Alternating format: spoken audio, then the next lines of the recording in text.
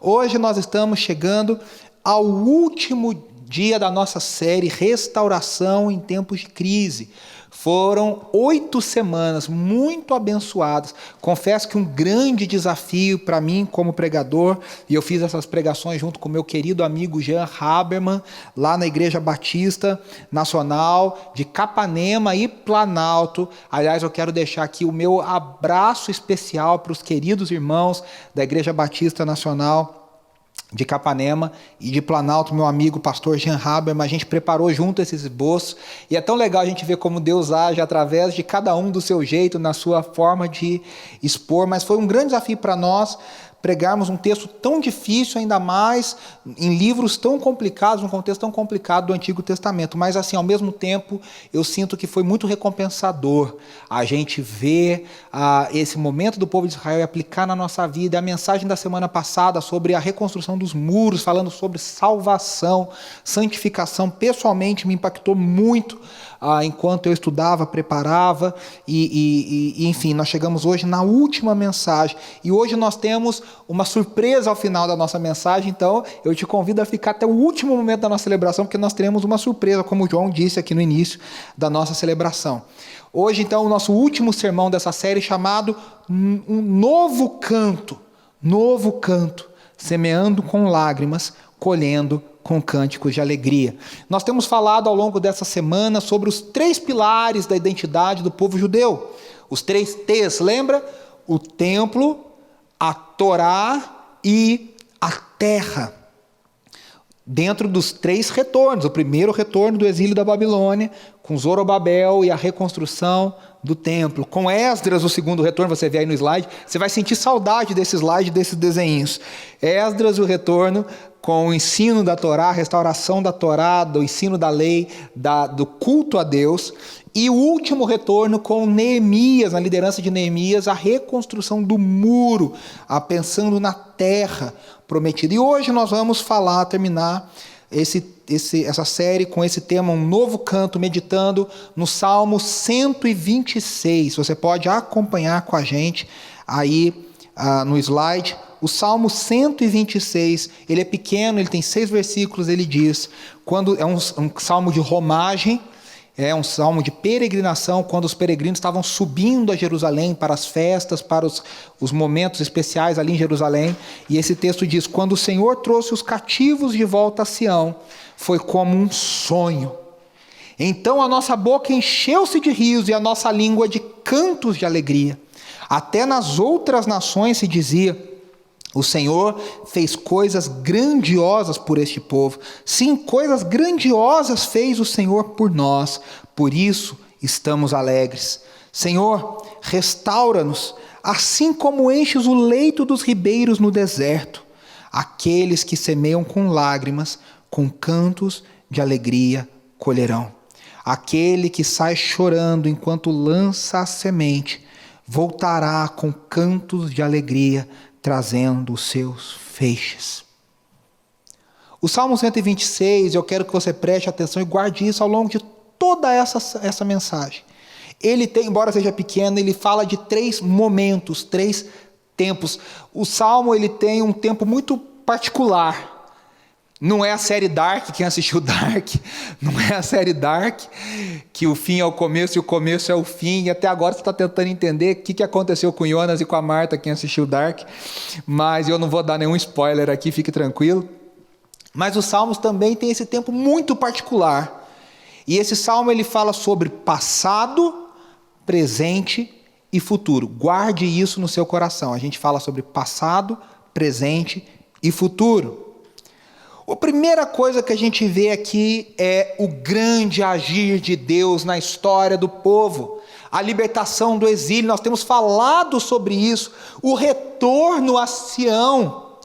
E aqui a gente precisa de novo amarrar tudo que a gente estudou nessas semanas, através desse salmo, lembrando, primeira coisa, veja aí, Deus permanece em aliança com seu povo.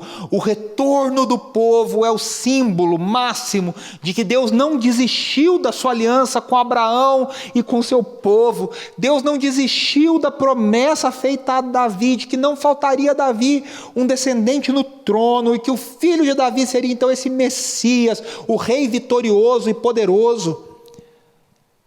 Deus permanece em aliança com seu povo, e o símbolo máximo, nós cantamos aqui na semana passada, a alegria de toda a terra, o símbolo máximo dessa aliança, desde a promessa a Abraão, passando por Moisés, passando por Josué, passando por Davi, é a cidade de Jerusalém, o Monte Sião. Muitas vezes Jerusalém e Sião são usadas como sinônimos nos Salmos e na Bíblia.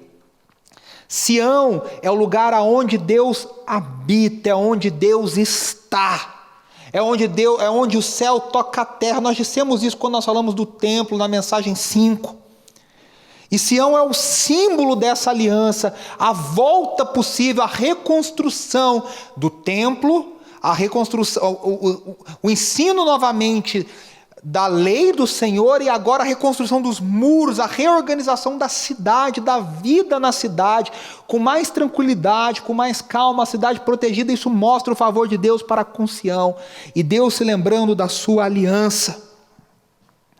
E aí nós descobrimos nesse salmo, que quando eles voltam para Sião, foi como um sonho, e a boca se enche de riso, e a língua canta cânticos de alegria. E quando a gente lê esse salmo e junta com o Salmo 137, a gente descobre que só há um cântico que só pode ser cantado em Sião. Há um cântico de Sião que não pode ser cantado no exílio. Esse cântico só é cantado e só pode ser cantado em Sião. Ele é próprio de Sião, ele é próprio da promessa, ele é próprio do templo, ele é próprio do lugar de Deus, da habitação de Deus, e ele é próprio do lugar onde, desde aquele lugar, Deus vai abençoar todas as nações da terra. Como diz, desde Sião, o Senhor te abençoe.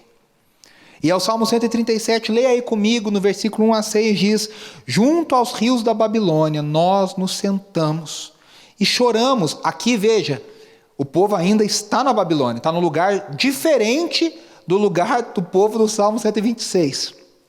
O povo no Salmo 126 já voltou. Aqui no 137 eles ainda estão na Babilônia, embora seja tardio, são momentos diferentes. Junto aos rios da Babilônia, nós nos sentamos e choramos, com saudade de Sião. Ali nos salgueiros penduramos, ali na Babilônia, penduramos as nossas harpas.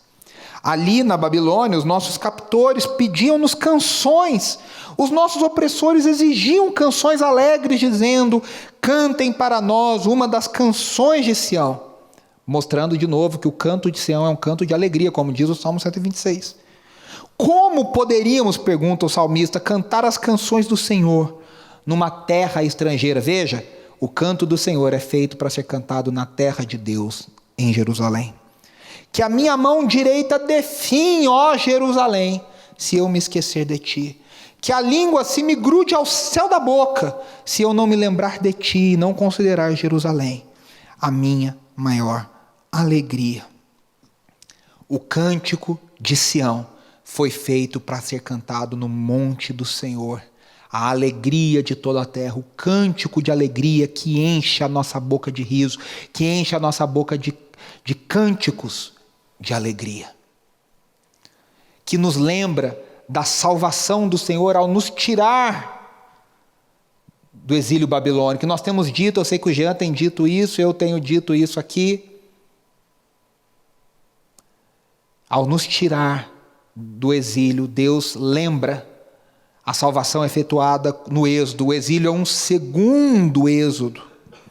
E esse cântico de Sião, essa libertação, essa celebração, para nós cristãos que estamos, como diz o Tim Keller numa das suas pregações, deste lado da cruz, esse evento é a salvação. Nós somos salvos, restaurados.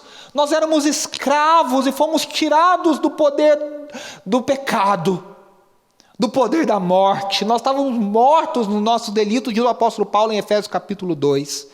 E nós somos, como diz o apóstolo Paulo em outro lugar, nós somos tirados do reino das trevas e colocados no reino da luz.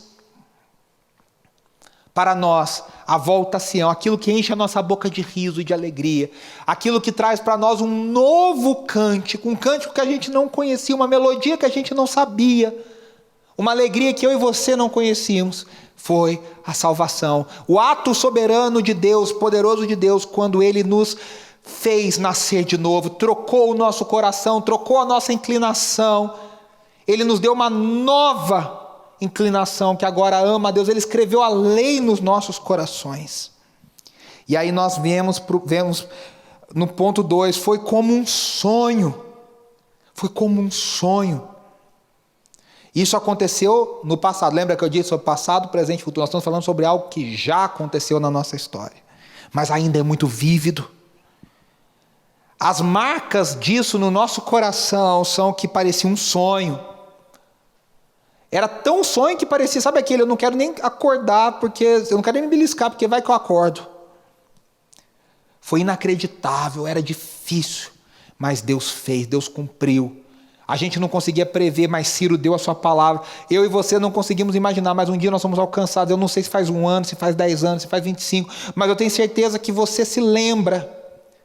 Se você, como eu, nasceu num lar cristão e não lembra exatamente o dia, o momento, mas você se lembra de uma época onde a sua mente começou a entender, o seu coração começou a captar, e você sentiu que você percebeu que você era um pecador e você foi alcançado pela graça de Deus, e você teve a consciência da graça poderosa de Deus sobre a sua vida. Ah, meus irmãos, o que isso acontece? Versículo 2, na parte A aqui, isso nos enche de alegria, como foi com o povo.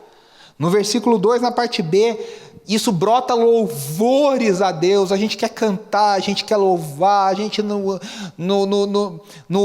ápice do primeiro amor, a gente quer levantar as nossas mãos e adorar a Deus e celebrar a Deus. A gente dá testemunho público para as pessoas que a gente conhecia. Olha o que Deus... A gente cantou hoje aqui na IB Metrô.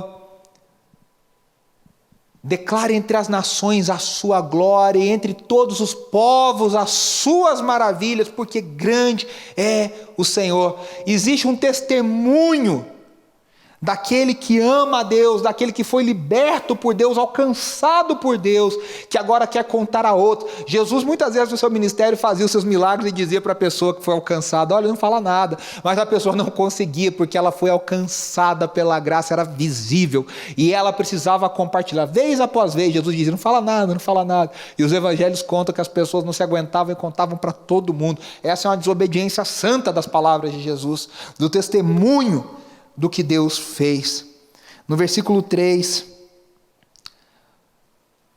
sim, coisas grandiosas fez o Senhor por nós, por isso estamos alegres. O reconhecimento pessoal é verdade. Quando eu olho para trás, uma canção que eu e a Andressa compusemos junto com alguns amigos, a gente diz, olho para trás como cheguei até aqui.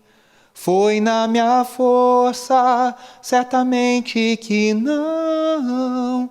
Quem me trouxe até aqui foi o Senhor. Quem nos trouxe até aqui. Mas, vem aí o terceiro ponto, restaura-nos. Engraçado que parece que agora a gente está no presente. E do presente, do passado para o presente, a gente percebe que essa pessoa alcançada pela graça, alcançada por essa libertação, que estava como quem sonha, agora algo aconteceu com essa pessoa, e essa pessoa agora, o salmista clama, e ele diz, Senhor, restaura-nos. Aquilo passou. Isso nos mostra, como diz aí no slide, veja, mesmo salvos, nós continuamos a enfrentar lutas. Por quê, meus irmãos? Porque nós temos dito vez após vez nessa série que nós já fomos salvos, mas ainda não, o reino de Deus ainda não veio na plenitude. É o reino inaugurado, mas não é o reino completado. Nós já fomos alcançados pelo Espírito Santo, mas ainda aguardamos o dia que seremos totalmente regenerados, transformados pelo Espírito, para estarmos com Jesus frente a frente, face a face. Então nós já sabemos as boas novas, e cá entre nós temos boas novas muito maiores para celebrar do que a volta do exílio. Se o povo estava feliz pela volta do exílio, eu e você temos que estar muito mais felizes pelo que Deus fez em Cristo Jesus, que eles não sabiam, eles não conheciam, eles ainda aguardavam um descendente de Davi. Nós sabemos o seu nome, nós sabemos o que ele fez, através das escrituras, dos evangelhos, nós temos acesso a isso. Transformados pelo Espírito, a lei para eles era a lei que eles deveriam guardar e conhecer e meditar, mas agora a lei está escrita nos nossos corações, e nós temos muito mais motivos para agradecer, mas nós já fomos alcançados por isso, mas ainda não na totalidade, ainda enfrentamos lutas, ainda enfrentamos perigos, como nós falamos aqui, o verdadeiro perigo do exílio nessa série, assimilação, isolamento. Assim como o povo, quando volta para sua terra, não é mil maravilhas, vocês viram, a terra estava desolada, eles construíram o templo, eles cansaram, eles desistiram, os profetas tiveram que consolar e exortar. Nós vemos que Neemias e Esdras voltam, ensinam a lei, fazem, e você lê o final desses livros, é anticlimático. Porque o povo volta a desobedecer e fica um grande questionamento: quando isso vai acabar? Quando que nós teremos a lei do Senhor cumprida? E a resposta está em Jesus Cristo. Quando eu disse, a lei agora é escrita nos nossos corações. Mas as bênçãos do passado não nos tornam imunes aos problemas do presente. Eu diria até, espere por momentos difíceis. Servindo ao reino de Deus, espere oposição. Eu disse isso na mensagem passada. Espere oposição. Espere oposição ao reino de Deus, porque Jesus disse: em meu nome vocês serão perseguidos. Espere momentos difíceis. Agora, veja só. Nós estamos como no deserto. Aqui na NVI não menciona, fala simplesmente: Senhor, restaura-nos assim como enches o leito dos ribeiros no deserto. Em algumas versões fala o nome desse deserto, que é um deserto na Judéia, o maior deserto da Judéia, na região sul, chamado Negueb. E é interessante, porque eu já estive em Israel e foi uma viagem muito bacana. O Mar da Galileia, o Lago Genezaré, ele é muito fértil. É muito bonito, é muito verde, é muito bonito aquilo, porque ele tem água que entra e tem água que sai. E a água que sai, ela dá origem ao Rio Jordão, e ela vai descendo por todo o território de Israel, do norte até o sul, e chega no Mar Morto, onde é deserto. É onde é esse deserto do Negueb. E aí, por que aquilo ali está morto? Porque só entra, a água não sai mais. Só recebe. E aqui fica uma lição, né? Para a gente ter vida, a gente tem que receber e a gente tem que dar. Só guardar não dá certo. O Mar Morto prova isso. E ali naquela região chove muito pouco, está abaixo do nível do mar. Mas, mesmo em meio ao deserto, se encontram lugares onde correm águas. E ali se encontra um oásis. Nós enfrentamos períodos de sequidão. João da Cruz chamaria isso de noite escura da alma, mas nós precisamos ser encontrados por Deus e reavivados. A nossa oração é: restaura-nos, Senhor. Espírito Santo de Deus, restaura a alegria da salvação. Espírito Santo de Deus, restaura o fervor no coração. Espírito Santo de Deus, reaviva o nosso coração. Como John Wesley experimentou um dia, já consagrado ministro anglicano, ele experimentou um dia o coração queimando, e na tradição metodista se chama isso de a noite do coração aquecido. Que nós tenhamos nosso coração aquecido, que a gente se encontre para o Espírito Santo de Deus e ele reavive em nós o desejo de amar a Deus, de meditar na palavra de Deus, de amar as coisas do reino de Deus, de nos emocionarmos com as coisas do reino de Deus.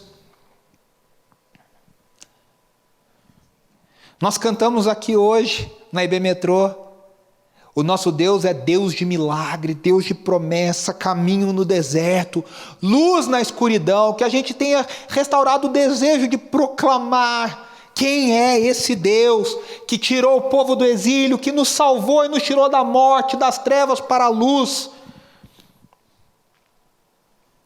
Nós precisamos ser reavivados, nós precisamos do fogo do Espírito Santo de Deus. A vida cristã não é vivida somente com a frieza da letra. A vida cristã foi feita para ser vivida com a letra colocada dentro do nosso coração, com a palavra dentro do nosso coração, para que o nosso coração seja capturado. E quando eu falo coração, eu estou falando corpo e espírito, eu estou falando do ser humano inteiro, integral. Ele precisa ser capturado pelas maravilhas de Deus, pelo poder de Deus, pela grandeza de Deus. Veja, a gente sabe que está sofrendo a sequidão. O diagnóstico pode ser, estamos num período de sequidão. Mas não somos nós que nos restauramos. Aqui o salmista diz, restaura-nos, Senhor. É a ação soberana de Deus. Nós podemos orar, mas essa é uma ação soberana. Os grandes avivamentos da história vieram de repente. Os grandes avivamentos da história foram como Atos capítulo 2. Estavam reunidos e de repente um som como de um vento impetuoso encheu aquele lugar. E línguas como de fogo foram distribuídas. É de repente, não mais que de repente. Os grandes avivamentos e as histórias dos avivamentos são lindas. Na Inglaterra, na Escócia, na Holanda, nos Estados Unidos, no Brasil. Essas histórias são que de repente alguém começou a orar e de repente mais pessoas se uniram naquela oração e de repente Deus começou a fazer uma obra poderosa. De repente, aquela virgem se viu grávida e de repente nasceu o Filho de Deus, a raiz de Davi, o Cordeiro que salvaria o mundo. De repente, é o agir de Deus, é a ação soberana de Deus. No quarto ponto, agora, o passado, falei tudo errado, né? O passado glorioso se tornou um presente seco, um presente ressequido, um presente difícil, mas nós temos a promessa de uma alegria futura. O Salmo diz, com cantos de alegria colherão. Os últimos versículos dizem, aqueles que semeiam com lágrimas, versículo 5, com cantos de alegria colherão. Aquele que sai chorando enquanto lança a semente, voltará com cantos de alegria, trazendo seus feixes. Eu estava ouvindo pastor Tim Keller, pregando sobre esse salmo. Ele pregou isso no ano 2000, na cidade de Nova York, na Redeemer, a igreja que ele pastoreou por muitos anos. E ele usa uma expressão aqui que eu acho muito interessante sobre esse salmo. Ele diz, invista as suas lágrimas. Aquele que semeia com lágrimas, com cantos de alegria colherá. Ele diz, invista a sua lágrima para que a sua lágrima se torne cântico de alegria. As lágrimas não são falta de fé. A Bíblia diz que o próprio Cristo, o nosso modelo maior, o verdadeiro Adão, o verdadeiro Moisés, o verdadeiro Davi, o próprio Cristo chorou. O próprio Cristo se comoveu. O próprio Cristo se moveu nas suas entranhas. Lágrimas não são sinal de falta de fé, pessoal. Lágrimas não são sinal de fraqueza. Lágrimas não são sinal de uma fé abalada. Lágrimas fazem parte de uma vida cristã verdadeira. Se engajar no mundo de Deus, se engajar com Deus, significa chorar também. Mas essas lágrimas são investimento, porque eu sei que eu choro aqui, para colher lá na frente, pela graça de Deus, cânticos de alegria na vitória do Senhor. Existe a nossa parte, existe o nosso esforço.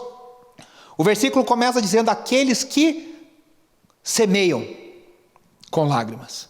Eu preciso sair para semear, como diria a parábola do semeador, musicada pelo Guilherme Kerry, pelo brilhante Sérgio Pimenta. Saiu o semeador a semear. O semeador tem que acordar cedo, o semeador tem que pegar a semente, tem que trabalhar, tem que escolher e tem que sair para trabalhar. Existe a nossa parte, o nosso esforço. Mas, pela graça de Deus, pela ação soberana, parte da restauração e do reavivamento, a esperança nossa é que vai nascer cântico de alegria a partir dessa lágrima. Eu planto uma lágrima e Deus me devolve um cântico de alegria. Sabe aquelas notícias que são boas demais para ser verdade? Que você já ouviu várias vezes que não existe refeição de graça, e às vezes alguns lugares aí prometem dinheiro muito fácil. Olha, ganhe muito dinheiro sem sair da frente do computador. Você fala, cara, tem alguma coisa errada nessa história. A gente desconfia quando a esmola é demais. Mas aqui é a verdade. Por isso que a gente fica como quem sonha, por isso que a nossa boca se enche de riso quando a gente pensa nisso. Porque a gente planta lágrima e a gente colhe cânticos de alegria.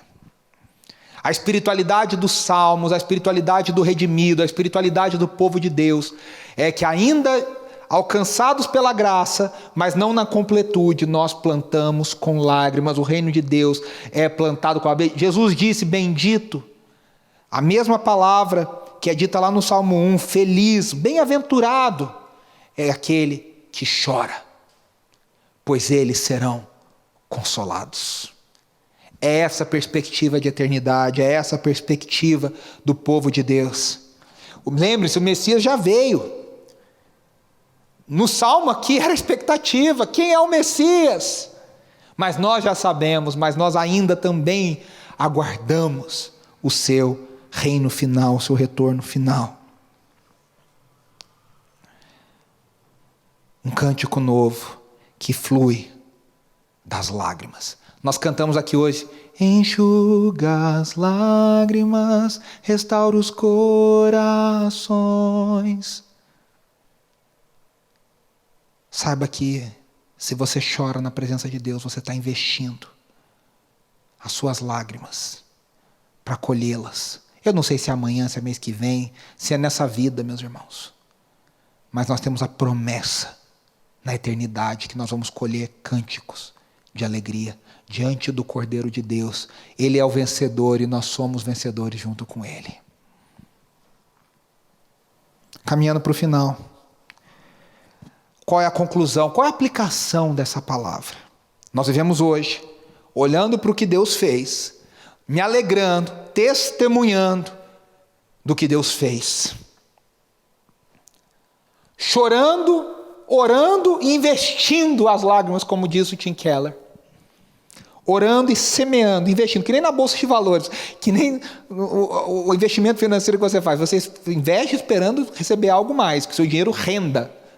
Invista as suas lágrimas, olhando para o futuro, para a promessa de vitória do Messias, do Deus vencedor, que voltará destruindo a morte, vencerá a morte, todos os seus inimigos, e nós estaremos com Ele, reunidos diante dEle, para sempre. Então, de novo, quando a gente olha para trás, veja aí no slide comigo, o que Deus já fez por nós em Cristo Jesus. O Deus que nos libertou do cativeiro espiritual, que é pior do que o cativeiro babilônico, que nos libertou da escravidão do pecado, do cativeiro de Satanás, nos tirou das trevas para a sua maravilhosa luz, perdoou a nossa dívida, mais do que Ciro perdoou os judeus, está escrito aí. Nos fez parte do seu povo, nos adotou na sua família, como diz Efésios 2, nos tornou concidadãos do reino de Deus. A gente olha para trás para tudo isso. Mas hoje a gente sabe que essa restauração não é completa. Eu e você lutamos com dificuldades, com doenças, com problemas financeiros, com problemas mentais, com problemas familiares. E por isso nós continuamos clamando, Senhor, venha o teu reino. Por isso nós continuamos chorando, clamando, Deus, venha o teu reino. Deus derruba a injustiça. Senhor, acaba com a miséria. Senhor, acaba com a morte. Meus irmãos, se a gente não se indigna com a morte, com a miséria, com a injustiça, há algo errado dentro do nosso coração. Por isso que nós clamamos dizendo, Maranata, volta, Senhor Jesus, apressa a tua volta, Senhor. Então, enquanto esse dia não chega, a gente clama e semeia. Nós testemunhamos o reino de Deus. Lembra que Jesus disse para os discípulos em Atos capítulo 1, versículo 8, vocês serão as minhas testemunhas em Jerusalém, Judéia, Samaria, até os confins da terra. Nós semeamos, ainda que chorando. Os mártires testemunharam, ainda que com a sua morte. E foi dito dos mártires, parece que o sangue desses caras multiplica, e quanto mais a gente mata, mais nasce. Sabe o que é isso? A semeadura com lágrimas na igreja de Deus. E nós olhamos para o futuro, nosso último slide aí. Nós olhamos para a consumação, quando a restauração tiver sido completada. Quando nós vencermos o pecado, a dor, a morte. Quando nós recebermos um novo corpo, novos céus e nova terra. A visão cumprida de Ezequiel, a visão cumprida de Isaías, principalmente de Apocalipse 21 e 22, 1 Coríntios 15, quando nós seremos ressuscitados com Cristo, semelhantes a Ele. Eu vi descer do céu um novo céu e uma nova terra, uma nova cidade, a Jerusalém celestial. Veja, esse povo ficou muito feliz e disse lá no Salmo 137 que a minha mão define se eu me esquecer de ti, ó Jerusalém. Que eu e você oremos e digamos sempre, Senhor, que a minha mão se define se eu esquecer da Jerusalém celestial, se eu me esquecer do teu reino.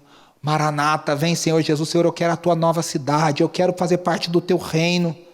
Eu quero que o Senhor enxugue as lágrimas, restaure os corações. Nós olhamos para o Senhor e consumador da nossa fé. Meus irmãos, e a certeza que nós temos é que com as lágrimas de hoje, eu não sei quanto tempo essas lágrimas vão durar. Mas o fato é que um dia, a nossa boca se encherá de riso e nós teremos um novo cântico. A igreja do Senhor Jesus já canta esse novo canto em antecipação.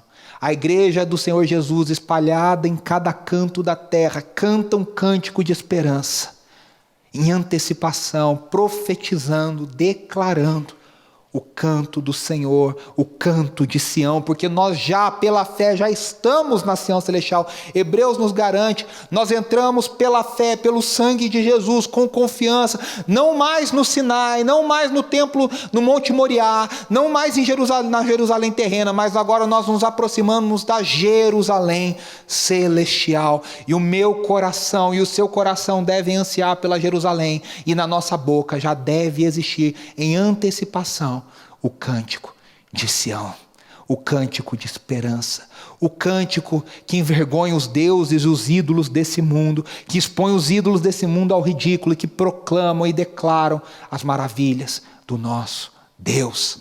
Aleluia, aleluia, aleluia. Que a nossa boca se encha de riso, que a nossa boca se encha com um novo cântico, o cântico dos remidos, o cântico que é cantado diante do Cordeiro de Deus, em Apocalipse 4 e 5, dizendo, tua, Senhor, é a força, a grandeza e o poder. O cântico que encheu Maria, quando ela recebeu a notícia da poderosa salvação, e ela disse, a minha alma engrandece ao Senhor, o meu espírito se alegra em Deus, seu Salvador, que olhou para a sua serva, e olhou para o seu povo, e fez grandes maravilhas por ele. Que a nossa boca se enche do cântico do Senhor.